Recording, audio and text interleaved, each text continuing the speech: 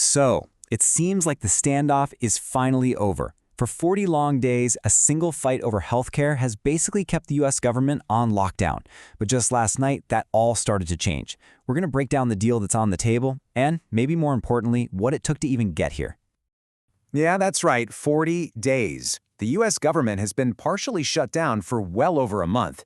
It's an impasse that's affected thousands of federal workers, tons of public services, you know the drill. But after all that gridlock, it looks like there's finally a light at the end of the tunnel. And that breakthrough? It happened late last night in the Senate. They took a huge step forward, clearing a really important procedural vote. And that vote is what's paving the way to get the government back up and running. Now, the vote was razor thin, 60 to 40. That's exactly the number they needed to move forward. So this was the first real sign that the shutdown could actually end. But to really get why this was such a tough vote, we need to rewind a bit and look at the one big issue that caused this whole mess in the first place. To understand this deal, you really have to understand the main sticking point behind the entire shutdown. And, yep, it all came down to healthcare. It all boiled down to this one single issue: expiring subsidies for the Affordable Care Act, Obamacare. Democrats were absolutely insistent that any bill to fund the government had to include a solid deal to keep these subsidies going. So here's where things stood. You had the Democrats drawing a line in the sand, saying we need a guarantee on these subsidies locked into the deal. But on the other side, Republicans were saying, hey, let's reopen the government now, and we promise we'll have a separate vote on that later. A guarantee versus a promise, that was the whole fight. So you might be wondering, with both sides so dug in, what's actually in the compromise that finally broke the logjam? Let's take a look. Okay, so first things first, the agreement funds the government for a while, until early 2026. And this is crucial for federal workers. It guarantees they'll get back pay for all the time they were furloughed. It also fully funds SNAP, the food assistance program. So some really important stuff in there. But that just brings us right back to the big question, right? After holding out for 40 days, what did the Democrats actually get on those healthcare subsidies they fought so hard for? And the answer is, well, nothing. The deal that's moving forward has no guaranteed extension for the Obamacare subsidies. That was a huge concession, and honestly, it's the absolute key to what broke the stalemate.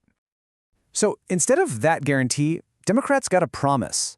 Republican Majority Leader John Thune has committed to holding a vote on the healthcare issue down the road. But there's absolutely no guarantee on how that vote will go. In fact, a lot of people in Washington are betting it's going to fail. As you can probably imagine, this whole outcome has created a pretty sharp divide inside the Democratic Party. Some are calling it a necessary compromise, to end a shutdown that was hurting people. But others, they're calling it a complete cave. So how did this deal even get through? Well, it's because 8 Democrats crossed the aisle to vote with the Republicans. And that group, which includes some big names like Dick Durbin, the number 2 Democrat in the Senate, they were under a ton of pressure to get the government running again. Senator Angus King, who caucuses with the Democrats and was one of those who crossed over, pretty much laid out the pragmatic view. He basically said that continuing the shutdown had become a dead end. In his words, our judgment was that it would not produce that result. But then you have the other side of the coin. Progressives like Senator Bernie Sanders are seeing this as a huge strategic blunder. He called it a horrific mistake and warned that it just sends a message to the Trump administration that Democrats will eventually back down. And this division, it goes right to the top. Even the Senate Minority Leader Chuck Schumer came out against the compromise.